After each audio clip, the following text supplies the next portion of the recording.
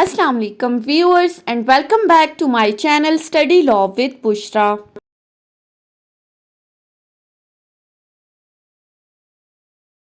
So we were discussing Constitution of Pakistan 1973. We have discussed up till Article 14. In this video we are going to discuss Article 15 and Article 16 of Constitution.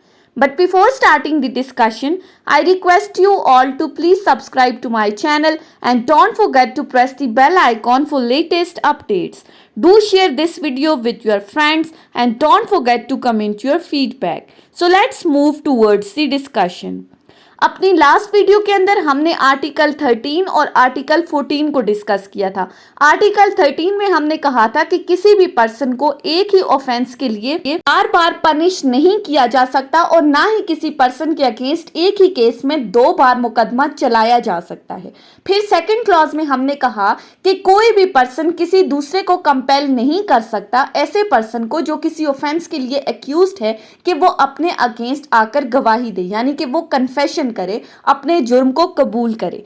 फिर article 14 में हमने discuss किया था that the dignity of man should be respected और साथ ही साथ हमने privacy of home को भी डिस्कस किया था कि privacy of home is compulsory, it should be maintained. फिर सेकंड क्लॉज में हमने डिस्कस किया था कि किसी भी पर्सन को आप सिर्फ इस बिना पर टॉर्चर नहीं कर सकते, उस पर वायलेंस नहीं कर सकते for the purpose of extracting evidence, कि आपका बेसिक पर्पस क्या है कि आप उस शख्स से कोई ना कोई सबूत उगलवा सको, कोई ना कोई सच्चाई उगलवा सको। पुलिस के पास ये राइट नहीं है कि वो किसी पर्सन पर वायलेंस करे या टॉर्चर करे, या कोई भी बंदा किसी दूसरे पर टॉर्चर नहीं कर सकता। ये थे आर्टिकल 13 और आर्टिकल 14। आज के इस वीडियो में हम डिस्कस करेंगे आर्टिकल 15 को।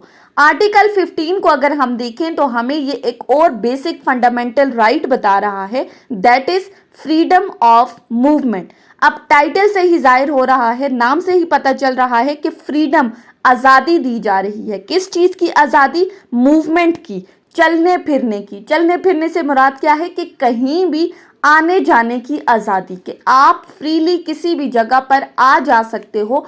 आपका ये फंडामेंटल राइट्स है, इस राइट को कोई भी आपसे नहीं छीन सकता। अब आर्टिकल 15 की अगर हम लैंग्वेज को देखें तो आर्टिकल क्या कहता है?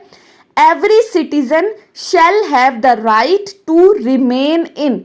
हर शहरी के पास ये राइट है, शेल का वर्ड यूज हुआ है, मैंडेटरी प्रोविजन है, मैंडेटरी राइट है। और ये फंडामेंटल राइट क्या कह रहा है कि हर शहरी का बेसिक हक है कि वो कहीं भी रह सकता है, रिमेन इन, कहाँ पर? And subject to any reasonable restriction imposed by law in public interest, enter, दाखिल हो सकता है, एंड मूव फ्रीली, और कहीं भी अपनी मर्जी से आज़ादी के साथ आ जा सकता है। अब कहाँ पर? Through out the Pakistan. Pakistan के किसी भी हिस्से में हर शहरी के पास ये राइट है कि वो पाकिस्तान के किसी भी हिस्से में रह सकता है, वहाँ पर अपनी मर्जी से आ जा सकता है, उस पर किसी तरह की कोई भी रिस्ट्रिक्शन नहीं लगाई।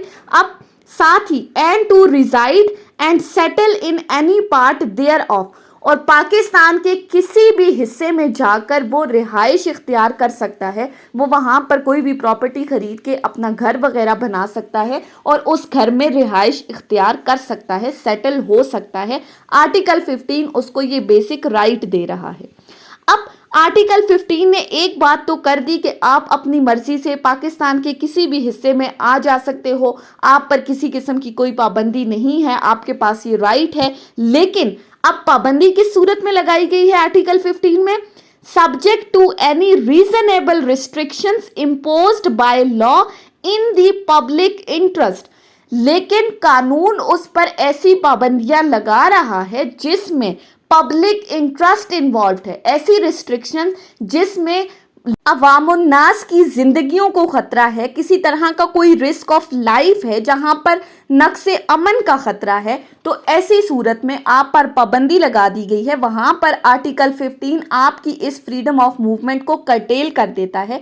अब आप इजीली या फ्रीली पाकिस्तान के किसी भी हिस्से में नहीं जा सकते, किसी भी ऐसे हिस्से में जहां पर कानून आपको रोक रहा है कि आप उस पर्टिकुलर एरिया में नहीं जा सकते, बिकॉज पब्लिक इंटरेस्ट वहां पर इन्वॉल्व है, पब्लिक एट लार्ज को वहां पर खतरा है किसी भी तरह का। सो रिस्ट्रिक्शंस इम्पोज करने का बेसिक पर्पस क्या है कि आपके राइट्स को सेफ गार्ड किया जा रहा है, उसको गार्डियनशिप प्रोवाइड की जा रही है। जहां पर कंट्री में लॉ एंड ऑर्डर की सिचुएशन क्रिएट हो जाए तो वहां पर फ्रीडम कर्टेल कर दी जाती है।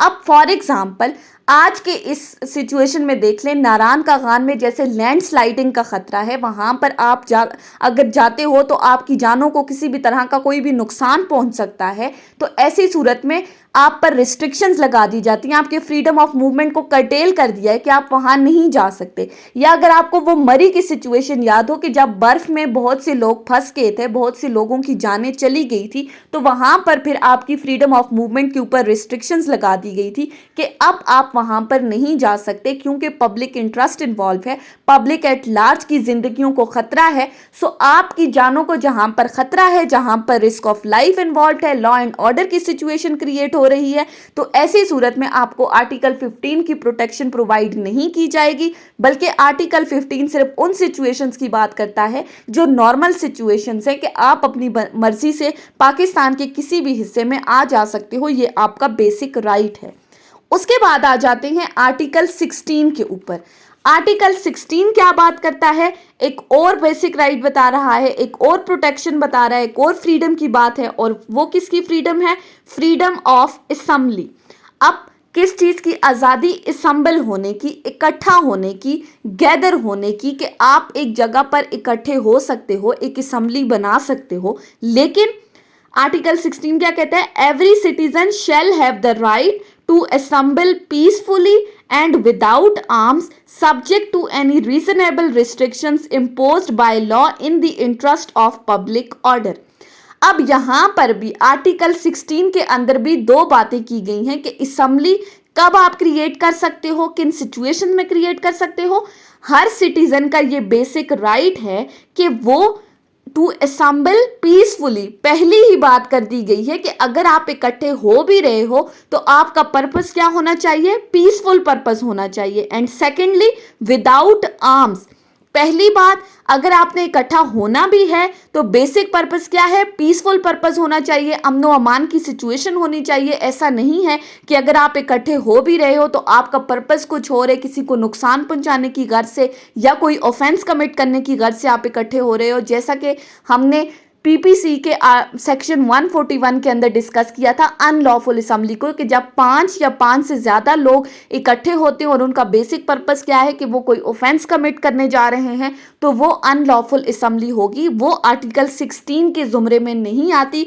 आर्टिकल 16 सिर्फ और सिर्फ आपको उस असेंबली की फ्रीडम दे रहा है जहां पर आपका गैदर होने का पर्पस पीसफुल है। एंड सेकेंडली विदाउट आर्म्स, अब आप इकट्ठे हो तो रहे हो पीसफुल पर्पस के लिए, लेकिन बगैर किसी हथियारों के। विदाउट आर्म्स का मतलब क्या है कि आपके पास किसी तरह के कोई हथियार नहीं है, कोई वेपन्स नहीं है जिससे आप लोगों के अंदर उनको डरा सको या उनके अंदर इश्तियाल अंगेजी पैदा कर सको, या जहां पर नक्शे अमन का खतरा हो, जहां पर रिस्क ऑफ लाइफ हो, दंगा फसाद ना हो। सो बेसिक आर्टिकल 16 के पीछे पर्पस क्या है कि वो आपको असेंबल होने का राइट तो प्रोवाइड कर रहा है, लेकिन वो साथ ही साथ ये कह रहा है that you should be gathered unarmed and for peaceful purposes but subject to the reasonable restrictions imposed by the law.